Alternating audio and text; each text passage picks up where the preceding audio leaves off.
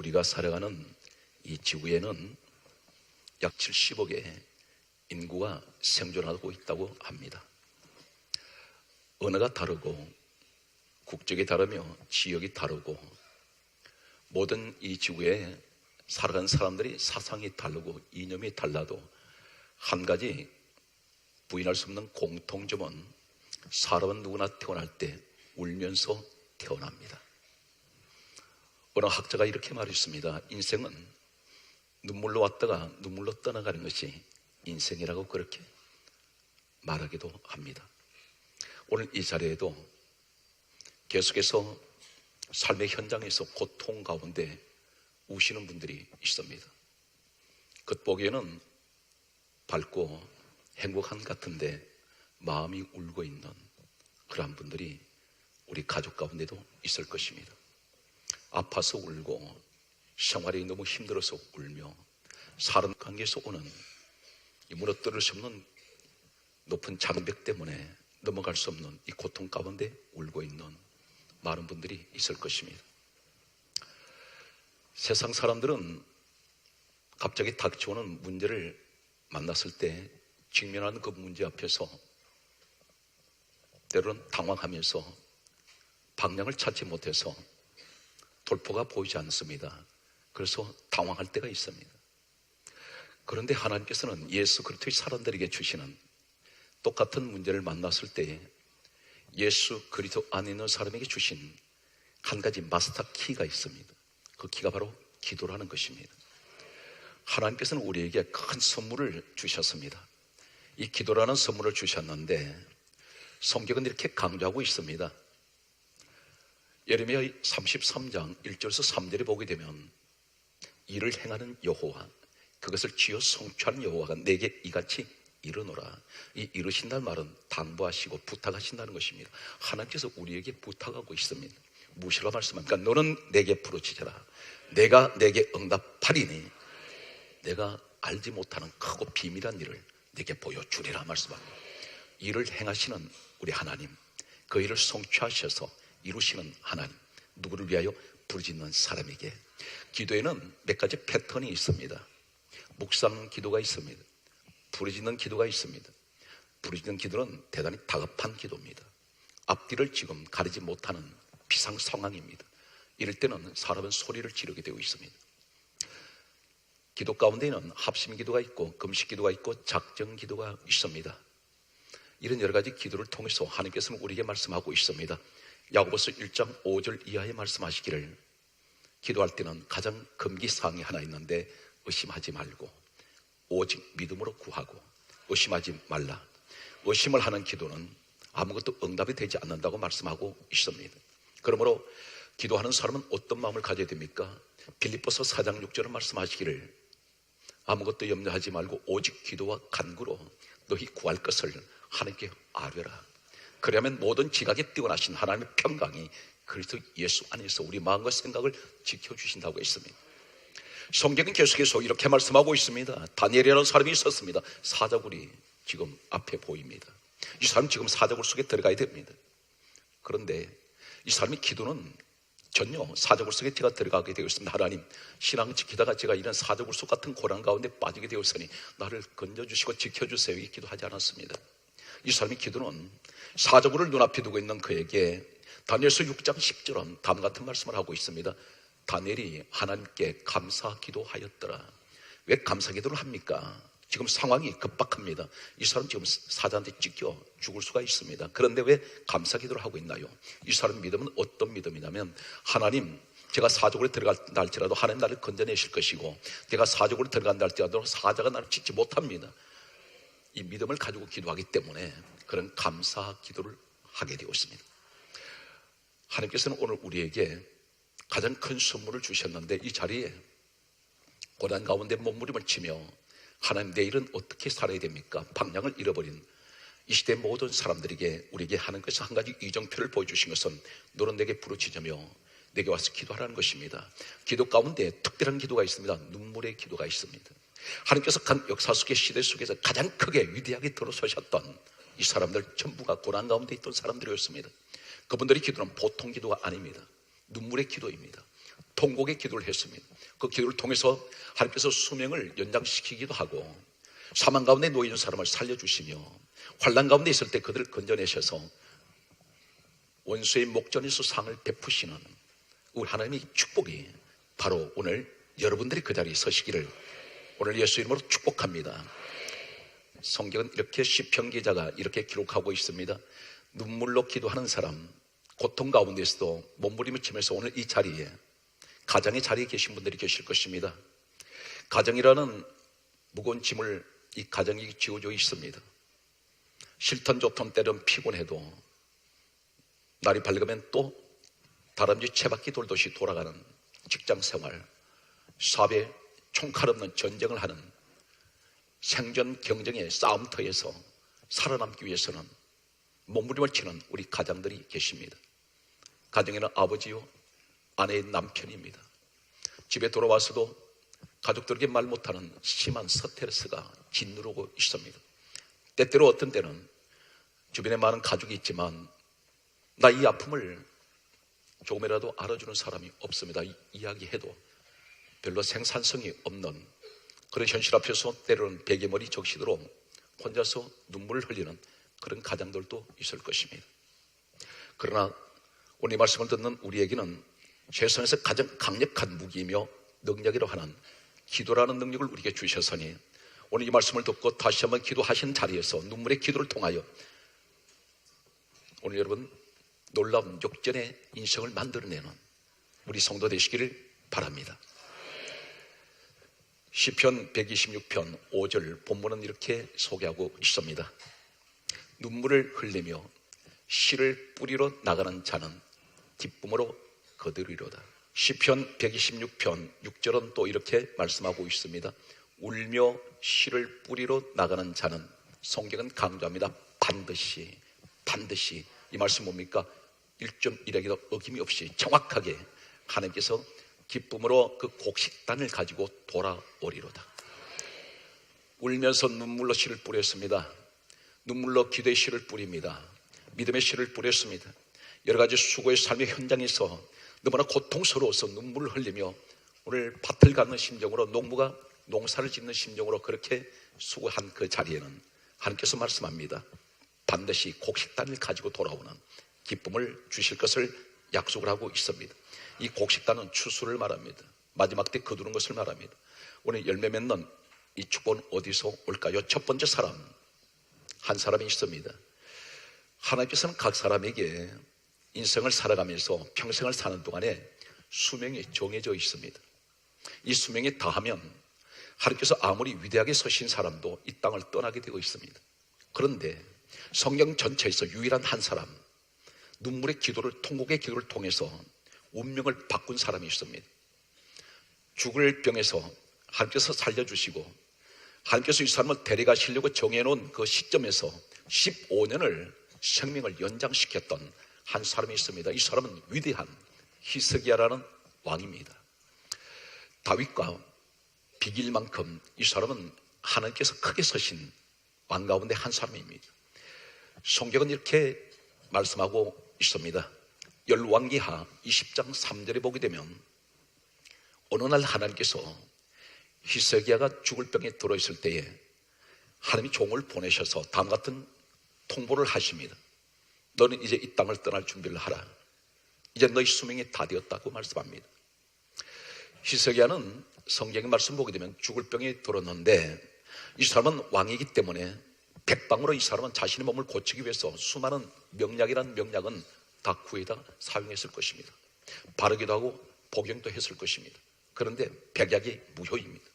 하나님이 정해놓은 이 사람 데려가시기로 작정한 이 사람은 세상 방법으로 막아낼 도리가 없습니다. 이것을 가리켜 운명이라고 말하기도 합니다. 그런데 하나님께서 이 히스기야에게 죽음을 말씀하셨을 때에 이제 떠날 준비를 하라고 말씀하셨을 때 이 사람은 그 말씀을 듣고 성경은 이렇게 강조하고 있습니다. 낯을 벽으로 향하여 이 사람이 심한 통곡의 기도를 드리게 됩니다. 이 사건이 열왕기하 20장 3절에 하나님 앞에 다음 같은 기도를 합니다. 하나님, 제 수명을 연장해 주세요. 기도하지 않았습니다. 나의 병을 고쳐주세요. 기도하지 않았습니다. 간단한 기도 제목이 있습니다. 내가 진실과 전심을 다하여 하나님 앞에 행한 것을 기억하여 주옵소서. 이 기도를 하게 됩니다. 오늘 이 말씀을 듣는 사랑하는 성도 여러분, 이 시대에 히스기야 같은 사람을 하나님 찾고 계신다면 어떤 사람이 히스기야 같은 사람이 될까요? 내가 이 땅에서 하나님 보실 때 내 수명이 다 했습니다, 하나님 데려가시고 하실 때에 히스기야 같은 이런 기도는 하나님 마음을 감동하게 하시고 데려가시려고 했던 하나님 뜻을 바꾸시는 이 사람은 도대체 누구입니까? 사랑하는 성도 여러분, 히스기야가 고백하는 이 고백처럼 여러분 하나님 앞에 얼마나 진실하신 적이 있습니까? 얼마나 전심을 다하신 적이 있습니까? 한 예를 든다면 11조 얼마 안 되는 그 돈 하나 하나님 앞에 드릴 때도 거짓되게 드린 지난날의 모습을 우리는 기억합니다. 진실하지 못했습니다. 예배를 드릴지라도 전심을 다하지 못했던 우리 모습을 발견하게 됩니다. 그런데 히스기야는 그렇지 않았습니다. 하나님 앞에 그는 당당하게 기도를 합니다. 하나님, 나 하나님 앞에 진실했습니다. 나 전심을 다했습니다. 이것을 기억하여 주옵소서. 오늘 간단한 이 기도를 통해서 그는 심한 통곡의 기도를, 눈물의 기도를 하나님 앞에 올리게 됩니다. 하나님께서는 히스기야의 이 기도를 들으시고 잠시 전에 주의 종을 보내셔서 이제는 떠날 준비하라고 말씀하셨던 하나님께서 주의 종이 돌아가는 그 시점에 다시 하나님의 말씀이 주의 종에게 임합니다. 너는 돌아가 히스기야에게 다음과 같은 말을 하라고 말씀합니다. 이 말씀이 열왕기하 20장 5절에 다음과 같은 말씀을 기록하고 있습니다. 내가 너 기도를 들었고 내 눈에서 눈물을 내가 보았노라. 이렇게 하시면서 하시는 말씀이 내가 너에게 생명을 15년을 더해 주겠고, 우리가 약으로 치료되는 병이 있고 약으로 치료할 수 없는 병이 있습니다. 그런데 하나님께서는 순식간에 죽을 병을 고쳐내시고 그리고 생명을 연장시키는 히스기야, 오늘 이 눈물의 기도는 이 사람의 운명을 바꿔버립니다. 오늘 사랑하는 성도 여러분, 하나님 앞에 엎드려 눈물의 기도를 하시는 여러분이 되시기를 축복합니다. 두 번째 사람을 소개합니다. 히스기야와 역사 속에 동등한 위치에서 사랑하셨던 하나님의 사람이 한 사람이 있습니다. 다윗이라는 사람이 있습니다. 이 다윗이 기록했던 시편의 모든 내용들은 한마디로 이렇게 말할 수가 있습니다. 다윗이 수많은 시를 성경에 기록해 놓았습니다. 그런데 이 내용을 가리켜서 눈물의 시라고 그렇게 부릅니다. 다윗의 시는 온통 눈물로 얼룩져 있습니다. 그런 이 시대에 말하자면 70세까지 살았습니다. 40년 동안 왕으로 있었습니다. 목동 출신이었던 그를 하나님께서 전격적으로 이스라엘 2대 왕으로 세웠던 사람이 다윗이었습니다. 그런데 이 사람의 인생 70년은 눈물의 세월이었습니다. 대표적인 성경 구절을 한 구절을 소개한다면 시편 6편 6절 말씀을 보면 이렇게 기록되어 있습니다. 다윗이 고백하는 내용입니다. 그리고 이 노래를 부르고 있습니다. 그런 울면서 노래를 부릅니다. 내가 탄식함으로 내가 피곤하여 밤마다 눈물이 내 침상을 띄우며 내 요를 적시나이다. 얼마나 많이 울었길래 자신이 시로 노래하는 이 내용 가운데는 내 눈물이 내 침상을 띄우나이다. 눈물이 강같이 흘러내렸다는 것입니다. 그리고 내 요를 적시나이다. 이 사람은 한때는 부모님으로부터 버림받았습니다. 무시당했던 사람. 그리고 그는 결혼을 해서도 장인되는 사울왕이 약 15년 동안 이 다윗을 죽이려고 지명수배를 내렸고 살인 명령을 내렸던 이 사람은 풍전등화 같은 늘 쫓기는 생활을 해왔습니다. 결혼은 했는데 미갈이라는 그 아내는 이 사람을 목동 출신인 이 사람을 공주 출신인 이 미갈은 계속해서 무시를 하고 업신여겼습니다. 결국은 이 가정은 깨졌습니다. 나중에 다윗을 통해서 태어난 많은 자녀들이 있었습니다. 이 자녀들 가운데 아버지 왕의 자리를 탐을 낸 압살롬이라는 아들은 반란을 일으켜서 이 아버지를 내쫓았습니다. 나중에 이 압살롬은 상수리 나무에 걸려서 그는 결국 죽게 됩니다. 이런 여러 가지 비극적인 환경에서 이 사람은 눈물이 마를 날이 없었습니다. 그런데 하나님은 이 고난의 사람이라고 말하는 눈물의 왕 다윗을 가리켜 다음 같은 말씀을 하고 있습니다. 후세인은 이 사람을 다음같이 평가를 하고 있습니다. 사도행전 13장 22절은 말씀하시기를 내가 다윗을 만나니 내 마음에 맞은지라 나의 뜻을 다 이루리라. 오늘 사랑하는 성도 여러분, 눈물에 기도하는 사람은 반드시 하나님께서는 오늘 시편 126편 5절과 6절 말씀대로 눈물로 씨를 뿌리는 자는 반드시 기쁨으로 그 단을 가지고 돌아옵니다. 오늘 여러분 이 축복의 주인공이 되시기를 예수 이름으로 축원합니다. 세 번째 사람을 소개하겠습니다. 고난의 대명사라고 말하는 욥이라는 사람이 있습니다. 욥은 사단이 와서 이 악한 영이 그 당시에 지금으로 말하면 동방의 최고의 재벌이었던 이 욥의 모든 재물을 다 날려버렸습니다. 그리고 자녀들을 목숨을 잃게 만들었습니다. 가정은 깨져버렸습니다. 그 아내가 온몸이 질병으로 만신창이가 된 이 사람 길거리에 거죽대기를 뒤집어 쓰고 있는 이 남도한 모습으로 변해버린 이 욥을 가리켜서 하나님을 욕하고 죽어라 이렇게 저주까지 했던 그 아내 부부관계가 깨졌습니다. 이 사람은 온몸이 만신창이 되었습니다. 쥐와 조각을 가지고 가리워서 견딜 수 없어서 계속해서 몸을 긁고 앉아있는 그에게 유일하게 마지막 그를 끝까지 떠나지 않을 줄 알았던 이 친구가 그들이 와서 이렇게 조롱을 합니다. 업신여깁니다. 한때는 많은 것을 가지고 부럽지 않게 살았던 이 욥에게는 수많은 사람들이 구름대처럼 주변에 모여들었지만 이 사람이 환난을 당하고 고난 가운데 있을 때는 한 사람 한 사람 다 떠나가 버렸습니다. 마지막 남았던 친구들조차 찾아와서 이 욥이 다음 같은 독백 아닌 독백을 말하고 있습니다. 이 사람이 고백합니다. 욥기서 16장 20절은 말하기를 내 친구들이 나를 조롱하고 있습니다. 나는 세상 환경을 돌아보면 내 눈을 뜰 곳이 없습니다. 그러나 이렇게 고백합니다. 내 눈은 하나님을 향하여 눈물을 흘리나이다. 이 사람이 고백이 어떤 것입니까? 사랑하는 성도 여러분, 혹 지금까지 살아오시면서 주변에 많은 친구가 내 곁에 계셨던 적이 있었을 것입니다. 한때는 많은 사람들에게 부러움을 받았던 적이 있었을 것입니다. 그런데 내가 어려워지고 점점 망가질 때에 사람들은 한두 사람씩 내 곁을 떠나가더라는 사실입니다. 이때에 욥은 낙심하지 않습니다. 눈을 들어 하나님을 바라봅니다. 그리고 그는 눈물을 흘리고 있습니다. 누구를 향하여? 하나님을 향하여. 이것은 곧 기도를 말합니다. 하나님, 내 주변은 사람들이 다 떠났습니다. 내가 오직 의지하고 바라볼 수 있는 것은 내 하나님밖에 계시지 않습니다. 그러면서 그는 눈물로 기도했던 그는 이 과정이 지나면서 오늘 시편 126편 5절에서 6절에 말씀하신 대로 눈물로 씨를 뿌리러 나가는 자는 반드시 그 기쁨으로 곡식단을 가지고 돌아오는 이 축복이 욥에게 주어지는데, 욥기서 42장은 마지막 클라이막스를 장식을 하고 있습니다. 마지막은 어떻게 말씀하고 있습니까? 하나님께서 욥의 곤경을 돌이키시고 잃어버렸던 그전 소유보다 갑절로 더해 주시는 오늘 이 축복이 눈물로 기도하시는 여러분이 오늘 그 주인공이 되시기를 주의 손으로 축원합니다. 네 번째 사람을 소개합니다. 한나라는 여인이 있습니다. 이 한나 여인은 성경 기록은 나이를 기록하지 않습니다. 그런데 학자들은 이렇게 추측을 하고 있습니다. 중년의 나이가 됐던 것으로 그렇게 이야기를 합니다. 이 한나에게는 자녀가 생기지 않았습니다.